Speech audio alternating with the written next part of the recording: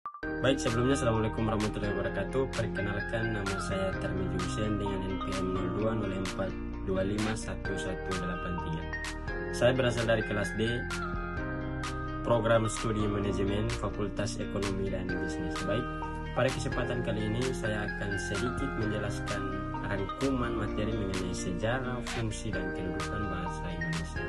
Saya kira kita sebagai kaum muda itu sangat penting untuk belajar mengenai bahasa kita sendiri. Kenapa?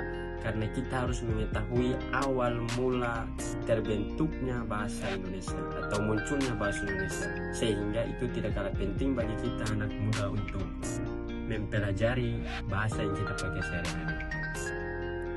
Baik, langsung saja kita masuk ke materi. Hal yang kita bicarakan pertama adalah sejarah bahasa Indonesia. Sebelum kita berangkat lebih jauh dari sejarah bahasa Indonesia ini, kita akan membahas mengenai awal mula sejarah bahasa Indonesia itu sendiri. Sejarah bahasa Indonesia berasal dari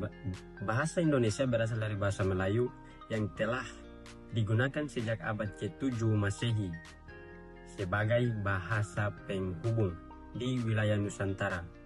Bukti tertulis paling awal ditemukan dalam prasasti kedudukan Bukit tahun 683 Masehi dan atau Talang Tuo pada tahun 684 Masehi dan lainnya, yang menunjukkan bahwa bahasa Melayu sudah menjadi alat komunikasi penting di masa kerajaan Sriwijaya. Jadi secara garis besar kita tahu bahwa sejarah bahasa Indonesia itu awalnya berasal dari bahasa Melayu. Fungsinya apa? Fungsinya sebagai bahasa penghubung yang digunakan sejak abad ke-7. Jadi perlu kita tahu bersama bahwa bahasa Indonesia ini fungsi utamanya dari awal munculnya bahasa Indonesia atau awal mula bahasa Indonesia terbentuk itu gunanya sebagai bahasa penghubung yang digunakan oleh masyarakat Nusantara.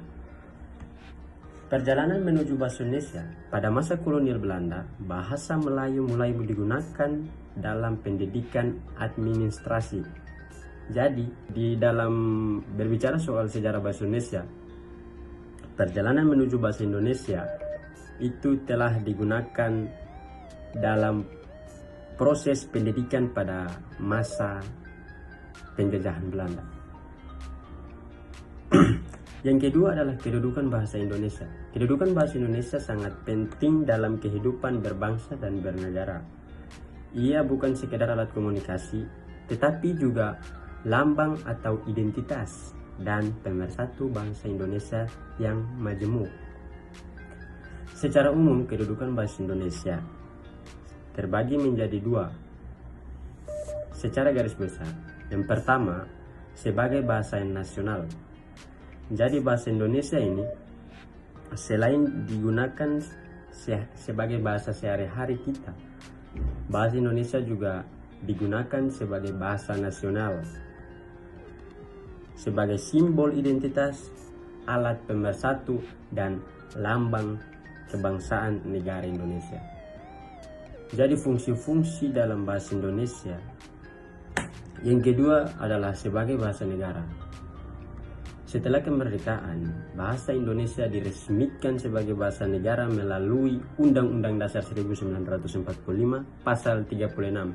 Dalam kedudukan ini, bahasa Indonesia berfungsi sebagai bahasa resmi pemerintahan, bahasa pendidikan, bahasa hukum dan perundang-undangan, dan bahasa media massa dan komunikasi publik. Yang berikut adalah fungsi bahasa Indonesia. Fungsi bahasa Indonesia sangat luas. Dan kita tahu bersama adalah fungsi bahasa Indonesia itu digunakan sebagai bahasa sehari-hari kita sebagai warga negara Indonesia. Dan juga sebagai bahasa nasional, sebagai identitas nasional, sebagai alat pemersatu bangsa, sebagai lambang kebangsaan nasional, dan alat penghubung antar warga negara dan antar warga daerah.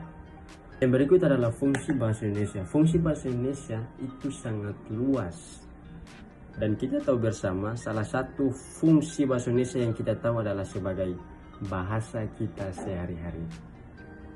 Dan hal itu sudah tidak asing lagi di telinga kita bahwa bahasa Indonesia itu kita pakai sebagai bahasa sehari-hari, karena itu merupakan salah satu fungsi bahasa Indonesia sebagai bahasa kita sehari-hari. Jadi kesimpulannya adalah sejarah bahasa Indonesia itu berasal dari bahasa Melayu.